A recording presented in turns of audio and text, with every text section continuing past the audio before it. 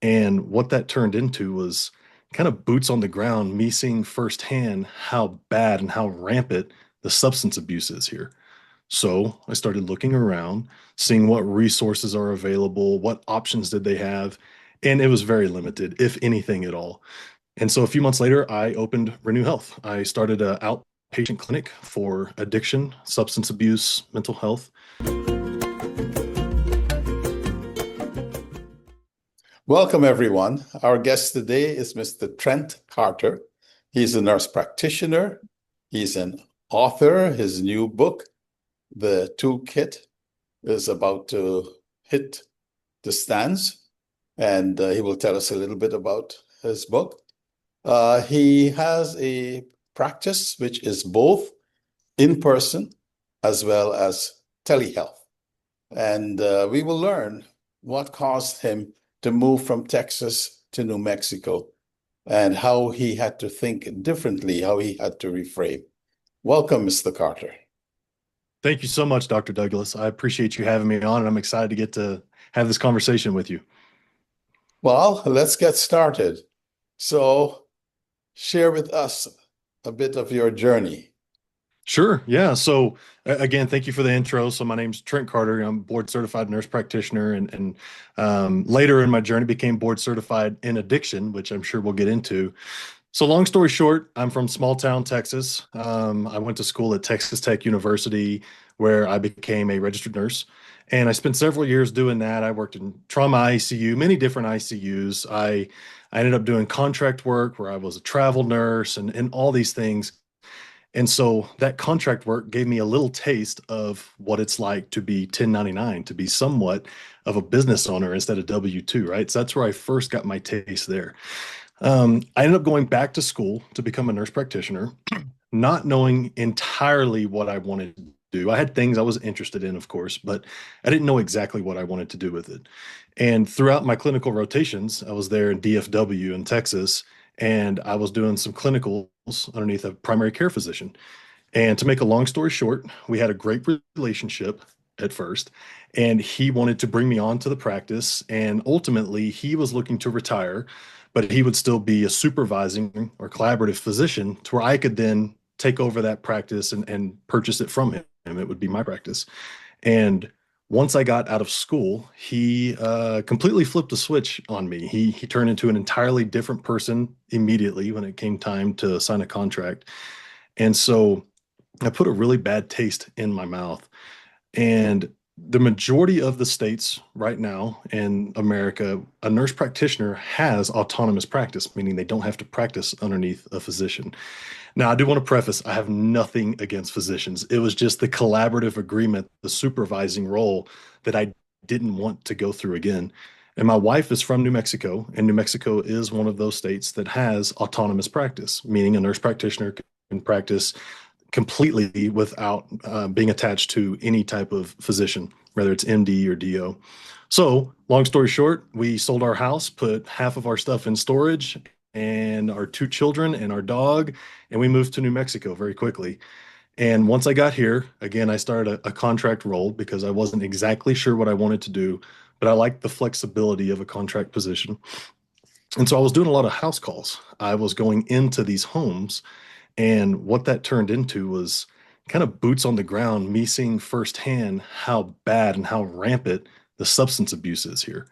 So I started looking around, seeing what resources are available, what options did they have, and it was very limited, if anything at all.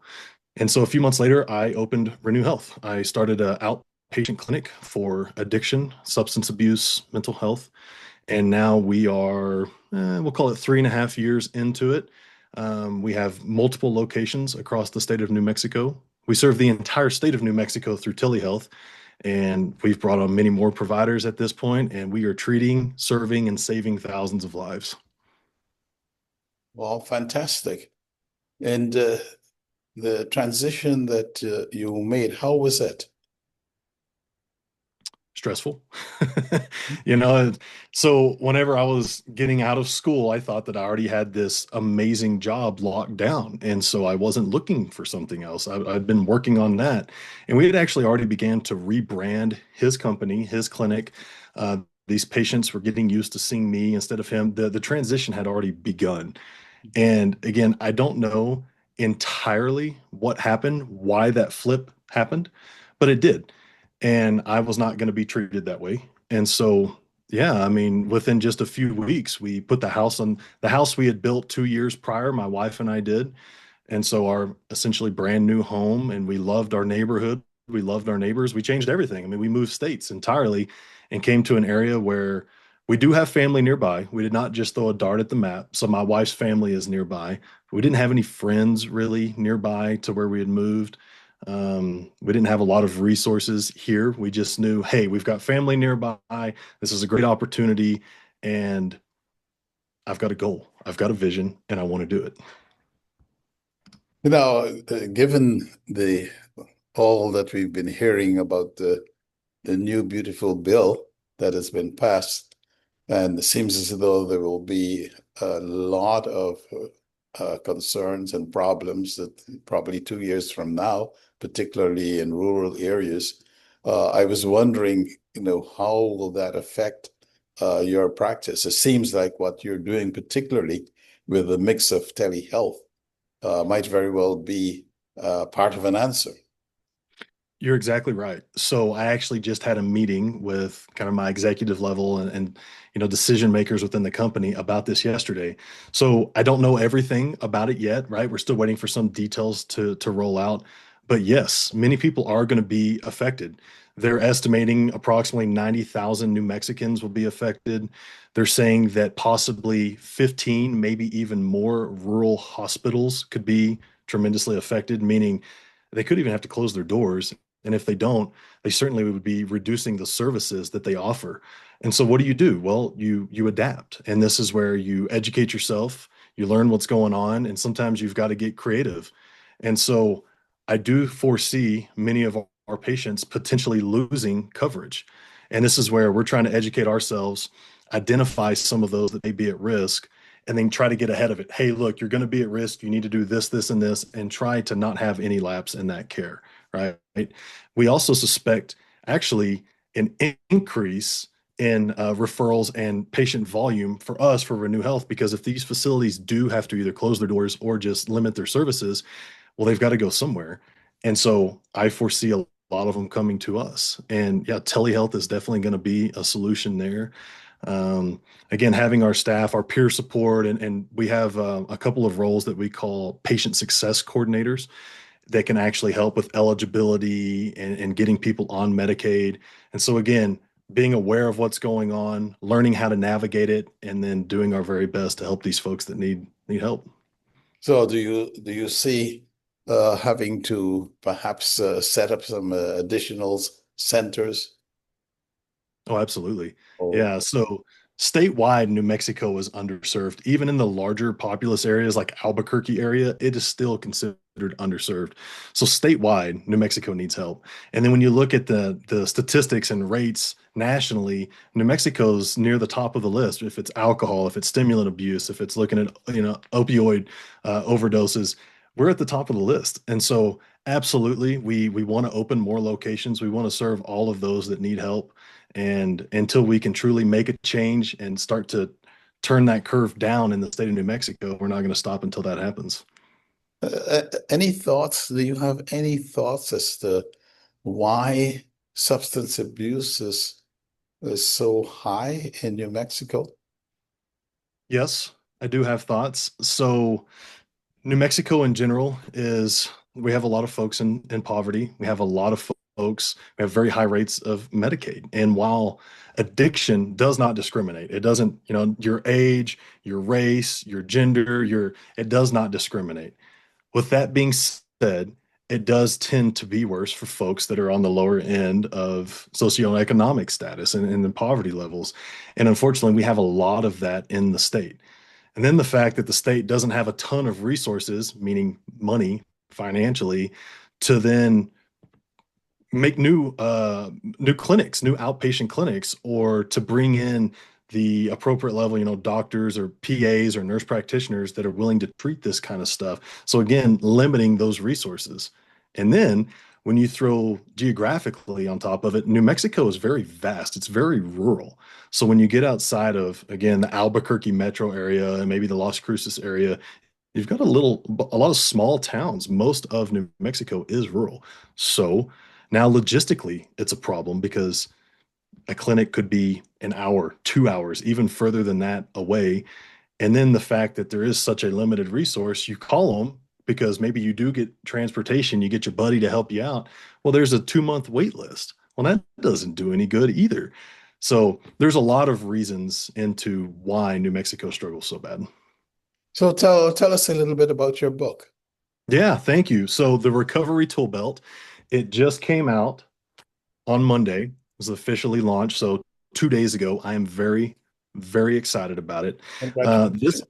Thank you so much. Thank you. This book it's a firsthand account of my experience. It's what I live and do on a daily basis with these individuals, with my patients. It's what I've learned from them. So there's a lot of patient testimonials in there. So it is backed by science. It is evidence-based, but it's also my experience and what's real world application. And so this book is written to be an easy read. There's not a lot of big words, medical jargon, as we like to say.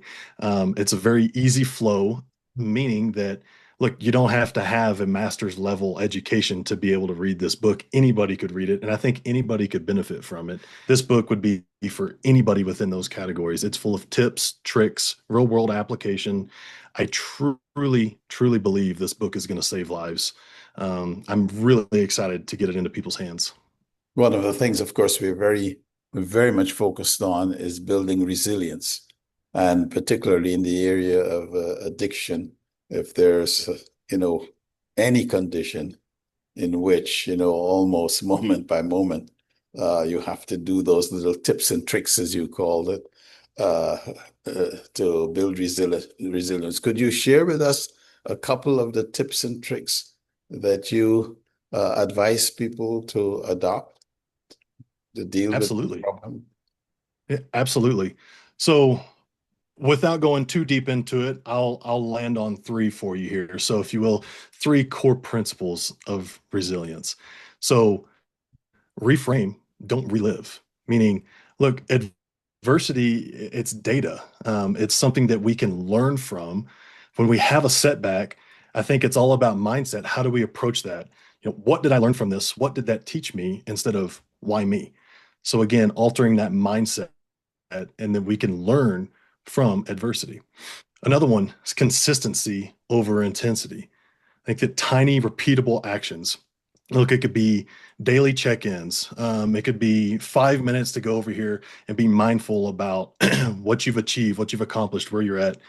This comes down to discipline, right? Again, but consistently, day over day, it compounds and you continue to build on that.